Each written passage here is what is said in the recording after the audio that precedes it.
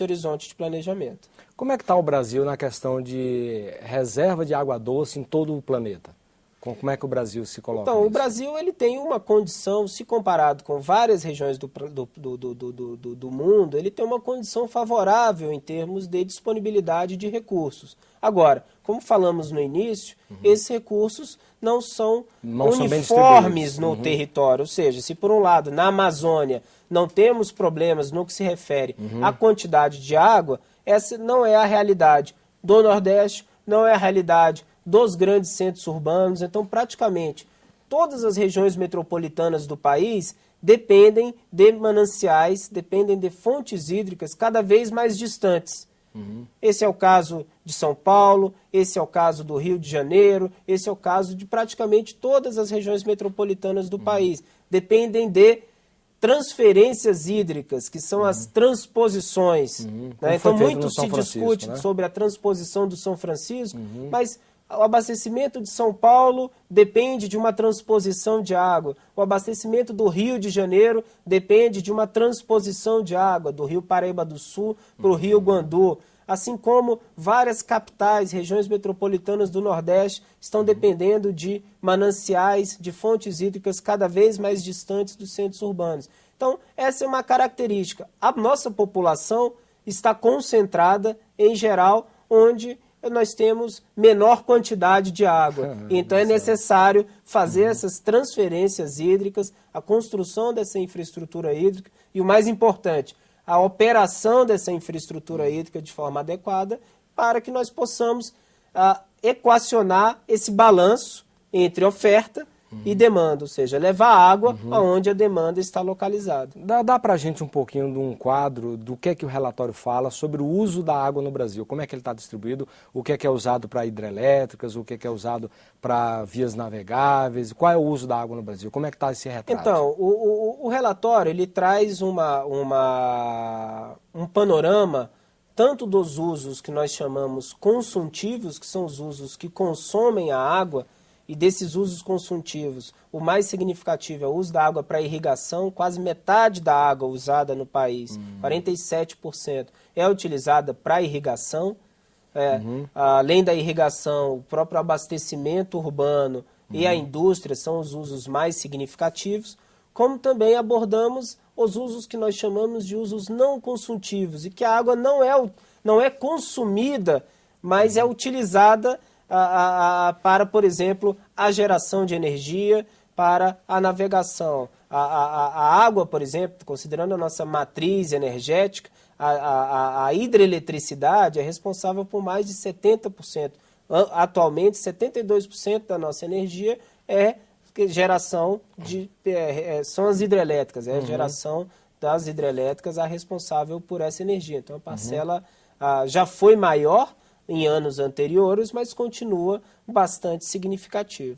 O que é que a gente pode falar sobre investimento no setor hidrográfico do Brasil, para melhorar, então, não só para melhorar a qualidade da água, mas para garantir abastecimento, e a questão de saneamento básico, o que é que se pode investir na área de saneamento básico para melhorar a qualidade da água no médio e longo prazo? O que é que vocês prevêem em termos de orçamento? Então, em termos de saneamento, está em discussão ainda o que nós chamamos o Plano Nacional de Saneamento Básico, que é um plano elaborado, coordenado pelo Ministério das Cidades e elaborado por vários atores.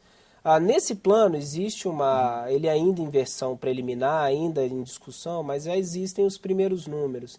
E dentre esses números existe uma estimativa para os investimentos em esgotamento sanitário, em coleta e tratamento de esgotos, da ordem de 150 bilhões de reais. Isso em quanto tempo? Esses são investimentos até 2030.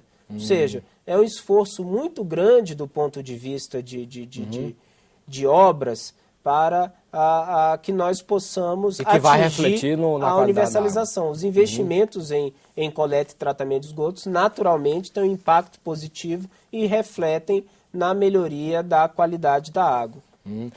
Nós vimos aqui uma questão que foi, por exemplo, o sistema de política hidrográfica no Brasil, ele recebe dinheiro, né? Quer dizer, não é só dinheiro da União, tem questões hidrelétricas, pagam alguma coisa. Como é que está a receita desse sistema? Então, o sistema, um dos instrumentos da Política Nacional de Recursos Hídricos é a cobrança pelo uso da água. Então, esse instrumento, o setor elétrico, a geração de energia, ela contribui na forma de uma compensação financeira pelo uso da água para a geração de energia. Então, essa parte dessa receita é destinado aos estados, aos municípios, uma grande parte, e uma parcela dessa compensação financeira, considerada como a cobrança pelo uso da água, é destinada para a implementação da política de recursos hídricos. Essa receita, anualmente, ela gira em torno de 150, 160 milhões de reais. É uma receita que, nos últimos anos, era passível de contingenciamento, mas, fruto de mudanças dos normativos, de decretos mais recentes, ela vai passar a ser considerada como as outras cobranças pelo uso da água, dos outros usos, ou seja, não passível de contingenciamento. Como é que funciona a cobrança pelo uso da água? Nos rios de domínio da União, ou seja, aqueles rios que cortam mais de um estado, existe a perspectiva da cobrança pelo uso da água, ou seja, o irrigante, o usuário da água para abastecimento, ele cobra ele paga pela utilização do recurso hídrico, do manancial, pela utilização daquela água que vai ser distribuída à população, vai ser utilizada no seu processo produtivo.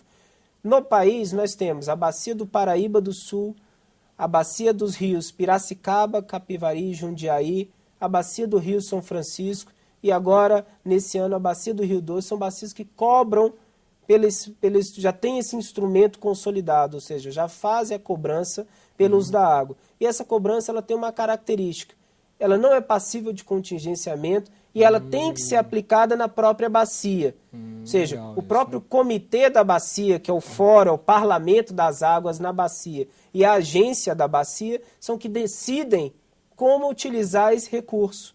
E utilizam geralmente em benfeitorias, em projetos, em benfeitorias que melhorem tanto a água do seu ponto de vista qualitativo quanto quantitativo. E o Cidadania fica por aqui. Se você tiver críticas ou sugestões ao nosso programa, entre em contato conosco pelo nosso portal www.senado.gov.br/TV.